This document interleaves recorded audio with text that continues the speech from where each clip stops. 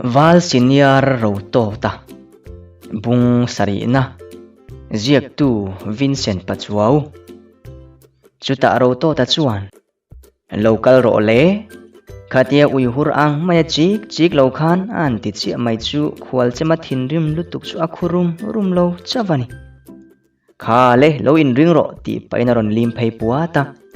chumirwal chi achuan Rotawta po chu alim chu ve ngal zat bok pen nga vela pen phei poka zuan tum ake anin leng vak chu vok e karapa atleng tapuat mai atleng phei pa chuan khwal chema puan ven chu athram phei ngala apot thlale ta dai mai khwal chema po chuan a chem chu avai thlon ti hria in ain herle ngal vata Rotawta avamel chu apuan ven lai lo keng reng mai chu ni in anila ruak tangkong ina ding zuar to mai si ma se za soi man ani to lo mel varung iti dan mai chu ti paina dok phele puata a chema ron vai le ngal fuwa bok Rotawta chuan lo thut niam pa in khwal chema vai lo fun chu an me pial sak deu rala khwal chema me po chu rak that mai Rotawta la chuan nui sung chungin o hole poi mong hang vai lo fun ka met piale an ti deu lung lunga mi pui ho la chuan lo nui dur mai si chuta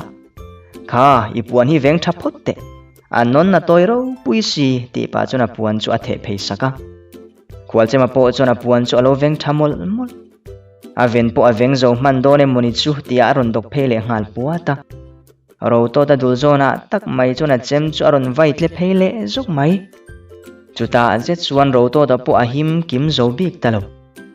avun pui chat lo deuh hiana dula chuan ain rin phei tariak maya athi ngal sar bok Rotawta thin arim tak zeta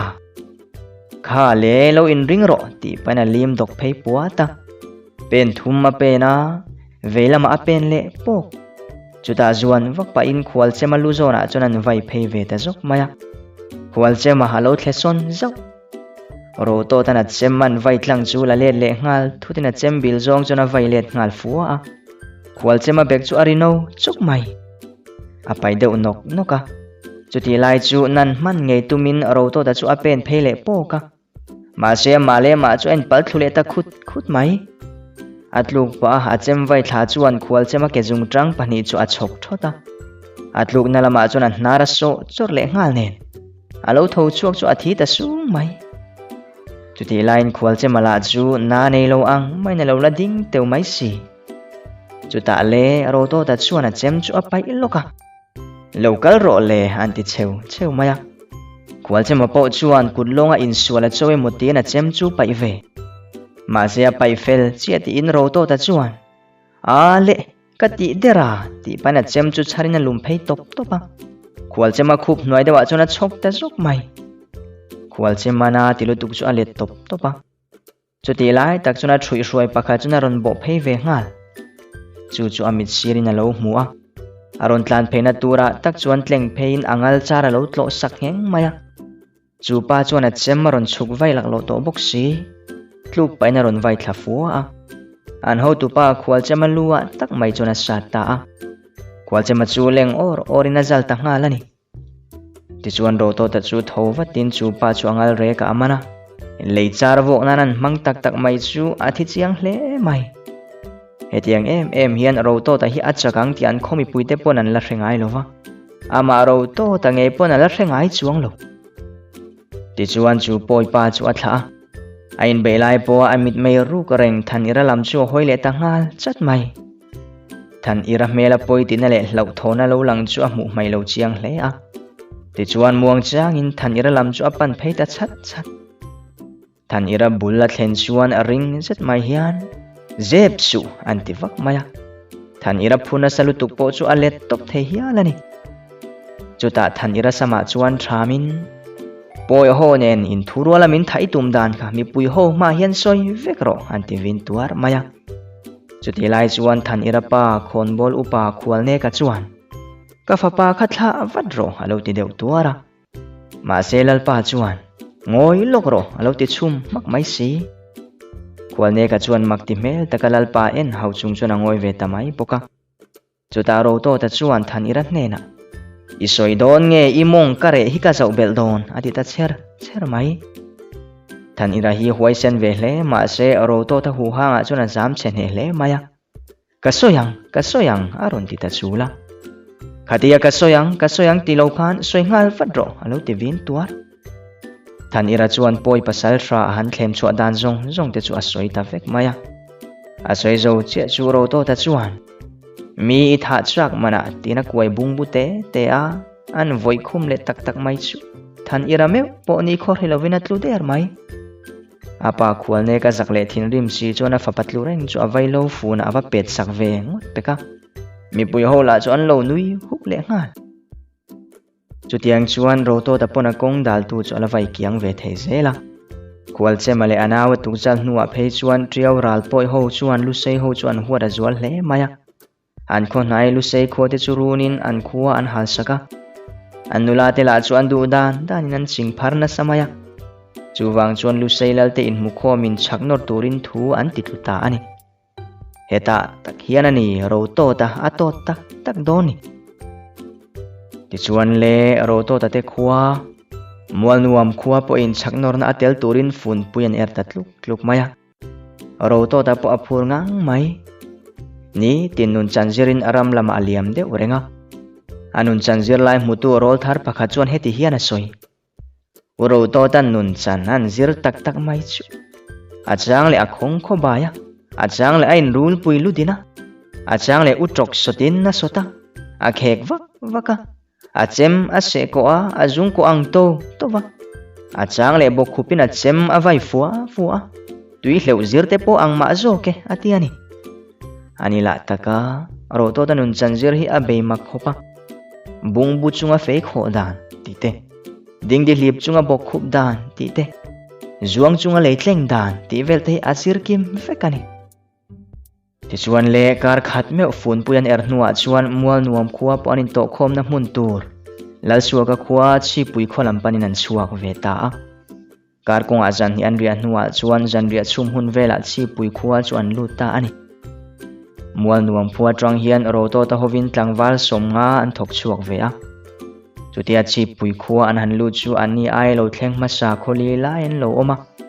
an jinga chuan khuang mun pasal tha thang ri dema Rotawta phir pui ni om tak helo tel ve nge chutia Rotawta te khuwa an han lu chu an lo endu hle maya chu Rotawta nuam ti zong takani le tlat to dak deu wa chung hian akala adak na salutuka ara tur en heklo khuar ara pal thuta apetek nok atlutur chuan chi pui nu thloi an thiam nu thuri puan bi lai chu apo thlak sak ta peka lo mole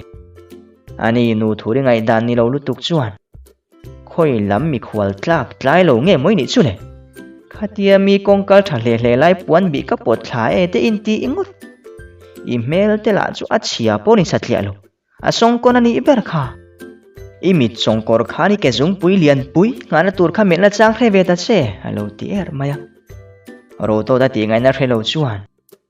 I mui chu ama anun na ne ni om takani zep zuap khamole ati nuwa kal maya tum ani nu thuri la chuan lo du tok heklo ka chhange te min ti chule ti painaron kek tamai chu kher zong Rotawta pai dai thailo zong takalo ni che kaniang chu aku chu her sakin anar linglur khopin anar an pen sakte renga ni kha alo mutu te la an lo nui tho lo mai boxi chu ta Rotawta chuan me cherap thak lutuk mai mi pa pu apa ber mai ka ke te min han ti ve khanglan ni khumpuya ka ke urak tuar mai tur chesin tina kal santa mi khwalan tamboka kholaya chuan an pel suau so ani ber mai Rotawta po chu inti thei takina kal dak le wa to chutia akal wa lai chuan sir dewa tang hian nang hi mual nuam kho pasal thra Rotawta chuiniang mo ti thom chona ke pen le tur che chu achol tir deu data kela khai reng chung chuan an in hera ama a pamel che uluk lutuk loading peu almai chu an muwa anui deu hu oni e ti pana ke an ngat le che chu khuar pokadai fule a petek deu nok ama lo betu chu atlan pel fuwa pia deu lo ka thing khon chu dar deu chuai khopina sule ngal then đều thu hiền aron hoi le ta chi pui kholei lung mai chu du lo hun amin tlan tir vak mai lo mole tinwa nu paina tlan pel ta ama ron betu lam chu pan chho le ta chuta ama ron betu chuan ke hi khuang mun pasal tha thang ri dema dem puya kania alo ti vata mi in ang sa in ang mel po in ang na chuan in po ngal hle mai Rotawta chuan animo hetiama ni mel chiat puite ne na khosakhi alo nuwa bere tite khuwa hi in chuan vel te ang lalin lama te po han in lan ve te ang ti in nanin zui ta a thangri dema hi pasal thangal tia thang ve hat khani renga chutia an kaltran chau tia chuan mi pui hi mun khat lai an lo bor khom tu wa eng chuni mo tin an han pan na ya thangri dema la chuan khoi mo kiang teu kan chhungte ni kha ti pain mi pui chu an keu sota an hunga chuan Rotawta la pek chuan ni emole khoi mo lo kiang teu ka fa te ni kha aloron ti lung le ngal chuta le an han mu chiang chia chu tlang au pa vok pui no nei lain lo thlir lek chunin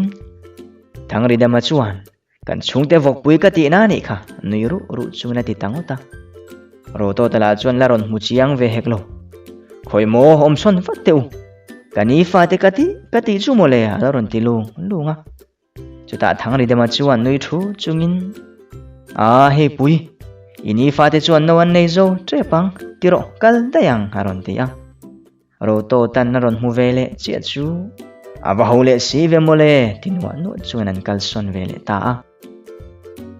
atu khwalo war chuan triau lui lampanin an inzui koita duwa mai khoruk lai inzom khom an ni boka an thom po an hal hle triau lui thlen ma in zanni kar kong an riak le phota chuta triau lui an thleng tuila chu lo tam phian mai si adai dul lai po jong boi talo chuan Rotawta chuan eta tang hian kan mayang u ti in tui chuan dai ngal ngot peka heta hian ani Rotawta tui thiam zia lo lan le tak ni avai lo fun hu mi lovin triau lui akan thak the an ti le to eng tin tak dai ka yang mo poi ho po in khwal pang jin kal tangin lu seilal te in thurwal in an laman ron pan ti chu an lo hreve a an lo in cha khom ve me bok triau lui atang ni khat lek kal tum thluk mual an ti maya chuan an lo in khuar muk maya Rotawta le thangri dema chuan mar fuai zel in an kal ngau zel triau lui atang a hlavak lo mun rem lai a chuan ria bu kan suala heta an riat lai hian Rotawta chu me zong chuan sanghal sumruk ailian ma hi abara khai hlum thak le ngala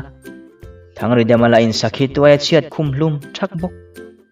hemizana an mei pui chem ai pa Rotawtan soi tak mai chu an khopia kham huai la ka sona thak thute ram ar ki nei amu to thute chak ai nguk thei aman thuan soi mai chu thangri dema meu pon chil thitla duwa duina lo ngai tha a soi tu la in a soi tui ro pui mai si an oi lo sak don se anui du der mai bok si lo chumi zan chuan aral nor turan ni thei ngil thakin Rotawta kam liam chu an ngai thlajan khuwa ta thak mai ani zingal khowal upa chuan heti hian a soilong pasal tha Rotawta han ti tak mai chu oi tur nge oi lo tur ti in khap boi reng hen a thu soi po kan thre chang to lo kan lo in khap ve ngar mai ni ati heta tang hian ria bu kan sual na lai vel chu dot mual an ti pha ta ni ome ti chuan atu khowar wal chuan chin lo han bi ma saturin Rotawta le tlangwal pani chu an chuak ma sa an hnung dewa thangri dema le tlangwal somnga rualin an zuya chumi hnung le anol puin an ron zui le chawani ti chuan Rotawta te po chu an kal zela tum thluk mual thlen ma lo fing ni om vela chuan Rotawta chu ading deuh chat ngoi lok teu phim khurangai tin an kun hiam ngala anaw te pani po chu ti deuh hra in an kun hiam ve ngal fat chuta Rotawta chuan a beng an ti parwa a hnar le lam ti ping in a hnar ding lam chuan len vata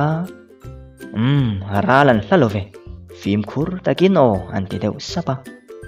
ta hian min lo ngak ula thom ka nei ve le min ron po don nia ati zuya akal ta ngal mual pong pakhatalon chia chu poi pa in thiar lai ba hmufu ta tlat mai ti chuan thom dim zetina pan phei ta thama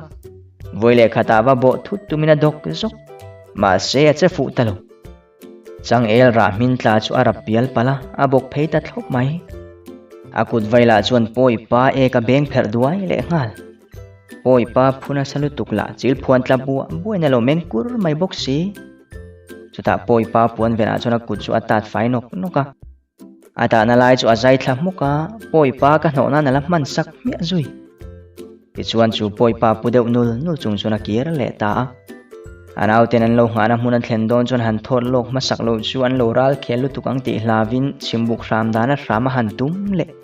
a the ngil le si ok e han ti ngot la chu an khotlang wal te a ruai si lo chuta le ring faran mai hian u ngau an ti vak maya ama po chu nap dok zokina nui zui ani ni te se tina fai fuk tangota athom chu ria in anaw te pani po chu an lo chuaka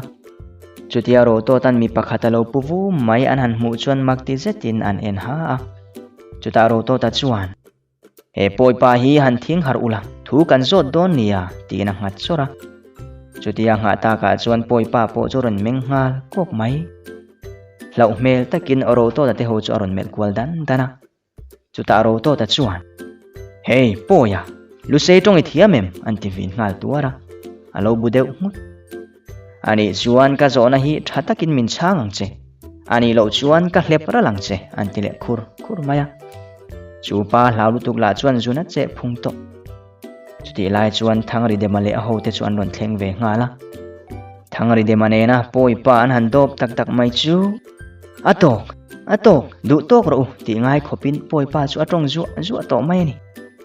ti chuan poi pa ka tangin anin khuana zong chu an threta a ral rel dan dang an ngai tu angai tatlat mai anin hnai chil to lu tuk tlat midang ho po chuan ron thlen kim chuan ral chuan han rel le ta ji ngal wal upa chuan ti sen chhuat lem zonga malaki thangai an mani han be photila arem thu han soipui te kan tum phodonem niang anti deka Rotawta le thangri de ma chuan a theilo anon tirwal thot Rotawta chuan in rem du po ni se an manin min ron be ma saturani min biak lo dana hian an du lo ti na ni mai tiro thian pa ti pa in thangri de malam chu han mela ani la chuan lu lo buk deuh mut pa in adik alo ti vei muksi chuta walu pa te chuan ani chuan kan pasal thate khan rem han ruat ula han ti ta chuta Rotawta ral han rel tak mai chu pui hem takani heti hian ti pekani khamole ke ma in ka han kalanga ka thei anga tam ka han that photang abak chu in thei anga tam in ron that velenga ni mai ti chuan a zo der ati ol sam e ta chuta thangri dema chuan mani chuan kal lo ve a alo ti ve bo ani chuan min zui ve mai don nia alo ti ve maya atopa chuan Rotawta le thangri deman zanlai an ria buk an han lu chilanga silai rian riat vele an bo hukang tin an rel tangot mai ni ti chuan le zanlai ar khon hunom vela chuan thangri demanen chun an chuak ta thui pon kal main ral veng pani an mungal eng kho soi set lovin Rotawta chu an lum phei topa ral veng pakhat jok chu a sulet top mai asut thluk pain le de ma chona kere ka manin an pot let le nok maya azal ngal der chuti lai chuan thangri dema chuan ral veng pakhat jok chu a mui hupin alo kherbet ngar boka reitok chutian in kherbet nuwa chuan a huplum thei ta ram chuti lai tak chuan an chhak dewa tangin thomaron oma an malama an lum rual ngal thot in matona man ni si anin taubur le ngal lu tuai vut chungin an handing chuaka chaklama thoman riala chu thelei thing pakai ri lek chu lo ni in ti chuan thom dim takin mel ma ho buk lam chu an pan le ta them maya ma se thangri de ma ha chiaw a chuak tatlat mai le a ha chiaw tur chia chu Rotawta na hnar le aka aron hupsak ta cha ma se ha chiaw kha ko chung akal thata je la moni chu ti turin ring chetin an voile pong maya an sir lam ve an lum rang ngal tok an muhil der ngal zui muhil der te taka Rotawta hnar der ring lutuk chuan thangri de manu i boma soke anu in sum na salutuk chu a ma ai ring mainan voile al maya arikal thui chi in nala voi zui ne chumi nu loka chuan buk chunga tang chuan mi pakhat aron ham chuak bai ya ami te nuai deuh chat lai chuan Rotawta chu a tho thut zuang vak pa in chu pa rok bok ke arop khop chuan an va pe te reng mai ni kha ma se khatia zuang vak kha atlale lam a ke che asuala a petek nok buk pakhat chunga chuan lum lut hlol mai ma se a hnar der zui ngal vani thlak takin tu ma an lon har lo buk danga lu le tum lai tak chuan buk chunga tang chuan palian jet mai aron chuak ta anin tok chiang ro pui mai si poi trong nia a riat chuan an riat ve nuwa chu pa po chuan rin hlel ngai na hrebik hek lo akal pela pia dewa chuan avazung ta tur mai chu pa jung lai chu thangri dema chuan a ve deuh than thana an hnung lama tangina kai za atlo thlep nok a shoka jai ngal bor chuti lai me chuan Rotawta chu buk pakhata awak lu le ta dan dana pon lama tangin thangri deman na lo veng thung ma se Rotawta chu aron chuak le vata heta chuan tu ma an om lo aron ti deuh su kuala chuan var lama hnai to si